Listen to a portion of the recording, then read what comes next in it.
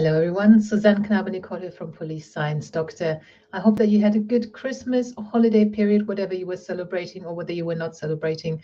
I hope that you had a good time and spent it the way you wanted to, and that you will find today interesting. So these police science snippets, as you can see, this is number 108, which means that these have been going on for 108 weeks.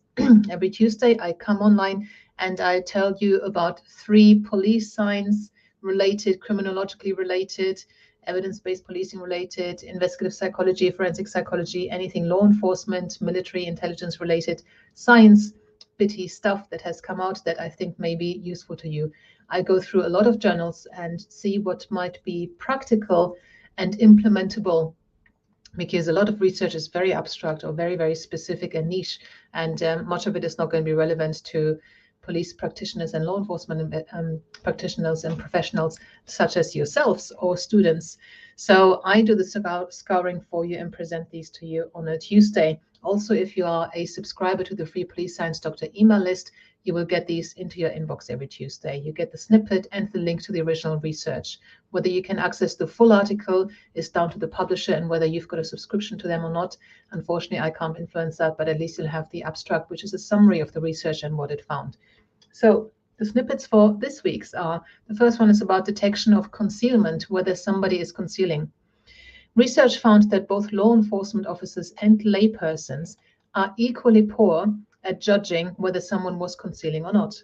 It was concluded that current officer training on the use of nonverbal behaviors to determine who is concealing a dangerous object may be ineffective, and a reconsideration of training is warranted.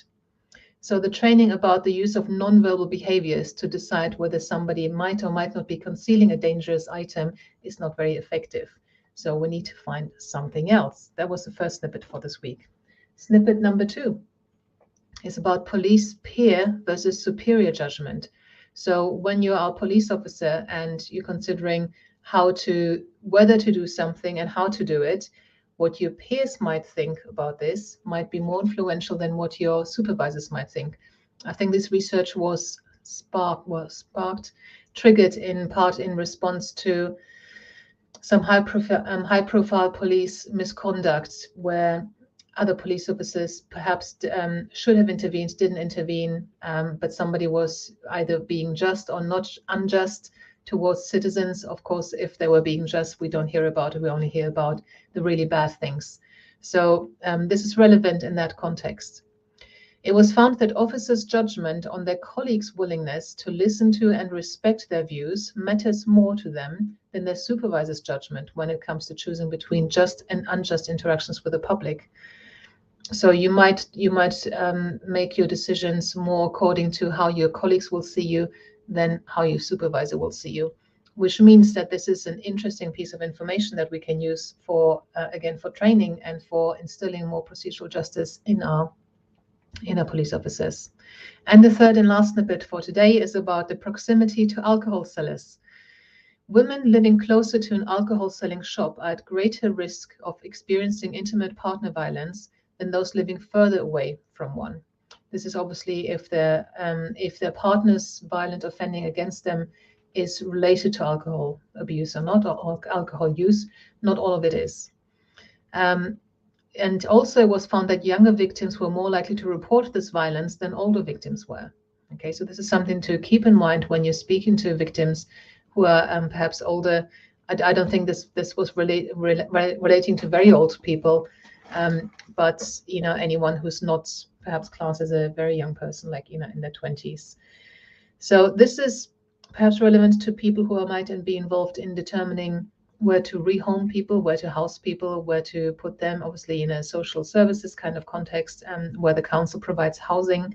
If there's a female at risk of intimate partner violence, maybe make sure that she doesn't live close to a corner shop that sells alcohol or an off license, something like that. So these were the snippets for today. As often as always, I hope that you found these useful and that you will get some use from them. If you do, please let me know. If you come across any research yourself that you think might be relevant to be shared with other colleagues around the world, send me the article or send me the link to the article, and hopefully If suitable, they will be included in here, and I'll credit you for having provided me with that, because it is very difficult for me to find 3 bits of snippets that I think are actually practical, such as the field of research, unfortunately. So I hope that you get some use of this, and I wish you a fantastic week and a Happy New Year. Thank you very much. Bye-bye.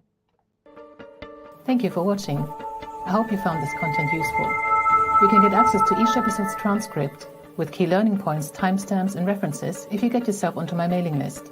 Just go to the main website on policesciencedoctor.com, and on the bottom of each page you will find a sign-up form for notifications of new content. Just enter your first name, your preferred email address, and the type of organization you work for. You will not get any spam. This is just for me to let you know about new content and for you to get access to all the transcripts.